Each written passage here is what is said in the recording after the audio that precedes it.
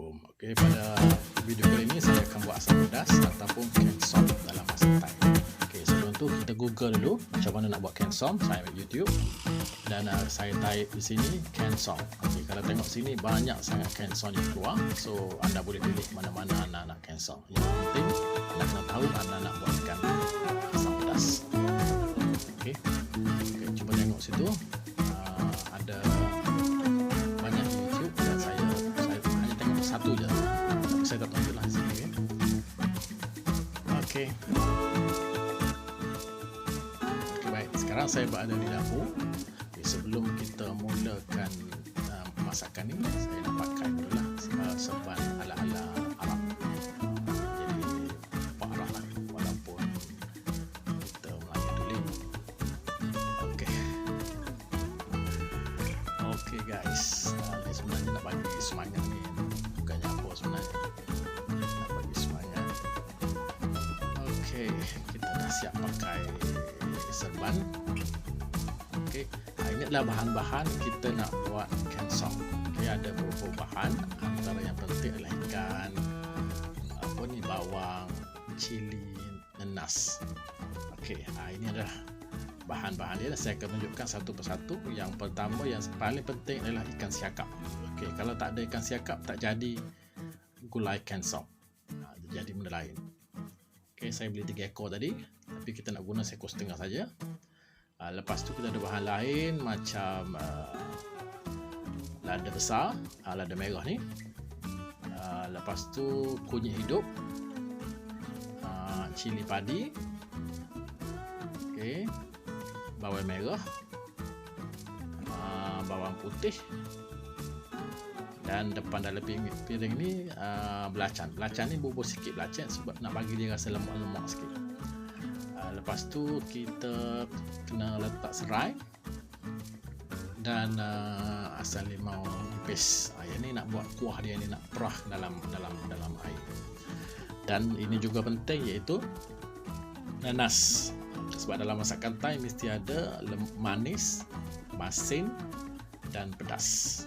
Okey, ada 3 perkara tu baru sah kita buat masakan Thai. Biasanya kalau orang Kelantan dia lebih pada manis.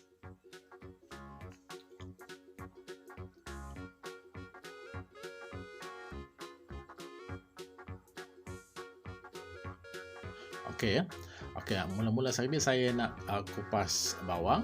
Dalam masakan Thai ni bawang putih ni sangat banyak digunakan. Apa saja masakan mesti ada bawang putih ni. Okey, biasanya bawang putih ni lebih banyak guna daripada bawang merah. Okey, dalam masakan kensom ni saya guna 4 biji bawang putih dan hanya 2 ulas bawang merah. Dan ni kunyit ni kunyit hidup. Ingat kunyit hidup, jangan ambil kunyit yang debu tu, sebab kunyit hidup ni warna dia terang dan bau dia lain. Sebab nanti bila siap kuah nanti kita dapat perbezaannya. Kita boleh tengok dia punya bau dia tu dan kita boleh tengok dia punya warna kuah tu betul-betul kuning. Okey, dia tak pucat lah. Kalau yang kunyit debu tu nampak pucat. Tengok tangan kita pun jadi kuning lah. Okey, baik. Sebenarnya sikit je ni, ambil 1 inci pun tak apa dah. Ni saya rasa lebih sikit ni. Okey, lepas tu apa lagi?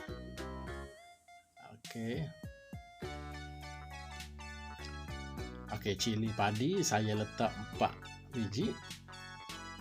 Tu kurang pedas lah. Okey, 4 biji. 4 ke 3 tu. Okey. Lepas tu cili besar. Okey, lada besar ni saya letak 3 biji. Semua ni kita akan blend. Orang Kelantan raya blender. Sekali. Semua tu.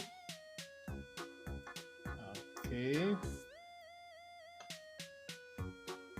Sebab dia bukan tumis ni. Dia macam rebus. Bahan-bahan ni tidak ditumis dengan minyak. Tu kelebihan kita buat asam pedas. Tak guna minyak. Okey, ni serai. Serai ni tak payah blender sekali, kita katok. Okey, orang Kelantan kata katok. Kita ketuk-ketuk bagi dia halus. Okey. Kita kita katok dah. Bentar lagi kita nak katok. Patut.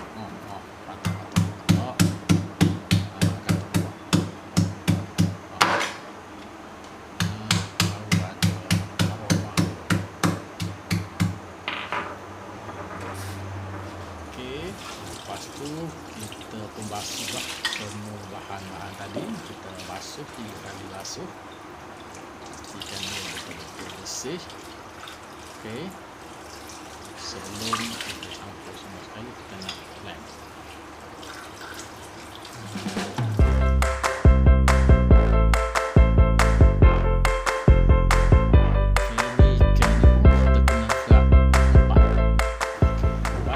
Katok.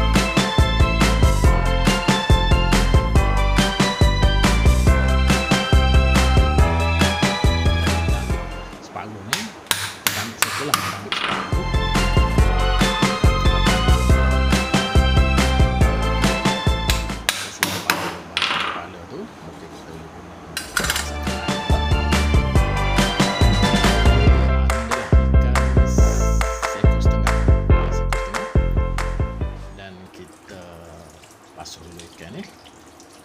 Kita buat 3 kali basuh juga macam bahan-bahan tadi. Okey.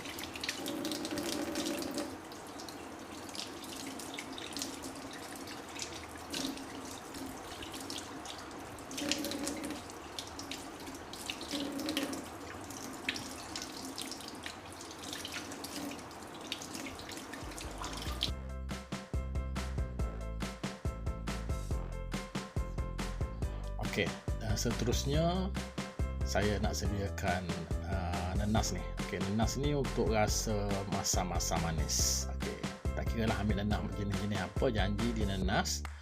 Okey, saya ambil bahagian belakang tu sebab dia masam sikit. So kita kena kerat kecil-kecil lah, buat bentuk dadu, ikutlah suka hati lah, tak letak lemuk gitu.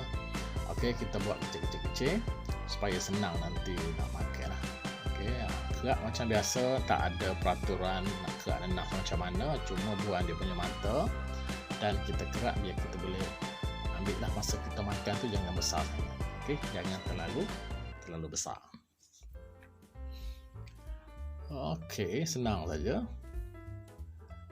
Baik, seterusnya okey, ni bahagian kita dah siap ni, kita letak depan ni. Dan saya akan perah asam lemak nipis dalam air sebagai kuah dia. Ni saya guna 3 biji ke 4 biji, tengok keadaan. Nanti dekat dengan masak, nak masak, kalau kita rasa tak cukup kuah, kita boleh tambah lagi dan kita tambah pula asam lemak. Okey, masakan Thai mesti kena ada masam-masam. Okey, masam-masam manis. Okey, dan pedas. 3 perkara tu baru jadi masakan Thai. Dan kita nak blend sekali. Okey, dalam tu kita letak air dan kita blend bagi hancur lah, bagi lama sikit. Okey. Dan letak belacan.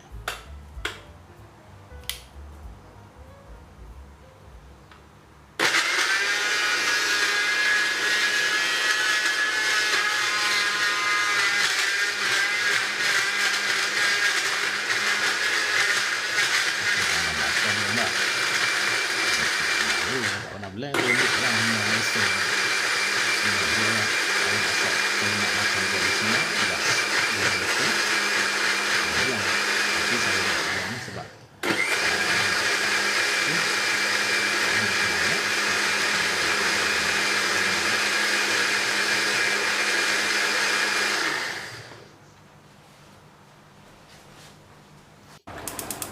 okey, kita dah siap blend. Kita panaskan api. Okey, kita panas api. Kita tak payah bubuh minyak ni. Ingat dah. Dia macam rebus ni, bukan kita nak goreng ke apa semua. Okey, ini adalah asam pedas. Okey. Just masuk semua yang kita blend tadi. Okey. Kalau kita tengok sini pekat, so kita tambah air sikit. Okay. Tengoklah kuah setara mana kita nak. Kalau ikan tu banyak, kita lebih sikit kuah. Okey. Ni dalam 3 ke 4 gelas rasanya. Bagi dia itulah sikit. Okey, tengok dia punya warna dia tu. Okey. Kuning ke oren sikit kan. Ni kita guna kunyit hidup ni. Okey, tak guna yang kunyit serbuk tu. Okay, nampak dia punya pati-pati dia tu kan, lemak dia punya itu tu. Okey. Okey, bagi panas sedikit, kita masuk serai yang kita katak tadi. Okey, mana kita tak blend sekali lah. Saya guna 2 batai. Lepas tu kita masukkan pula air asam limau nipis tadi. Kita masuk. Kita rasa tak cukup, kita boleh tambah air lagi. Tu bergantung pada kita. Okey. Kalau rasa cukup, okey. Rasa tak cukup, tambah lagi. Senang je masak ni. Okey, jangan kita we forced to do something. Kalau kita rasa tak cukup, kita tambah.